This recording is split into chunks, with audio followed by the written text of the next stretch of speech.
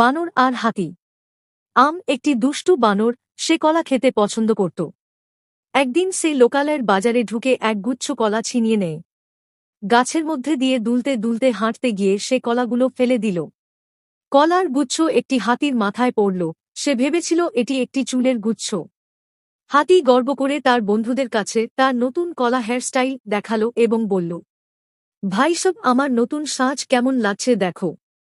আম হাসি থামাতে পারেনি। পাশের একটি টিয়া পাখি এত জোরে হেসেছিল যে সে তার ডালটি থেকে পড়ে গেল। এমনকি হাতিটিও তার ভুল বুঝতে পেরে হেসে উঠল। আমার মনে হয় এই কলা হেয়ারস্টাইলে আমাকে মানাচ্ছে না। আমকে হাতি কলাগুলি ফেরত দিলে আমটা ফিরিয়ে দিল, আর হাতি কৃতজ্ঞচিত্তে তা গ্রহণ করল। তারপর থেকে আম এবং হাতি কলা এবং হাসি ভাগাভাগি করে নিয়েছিল।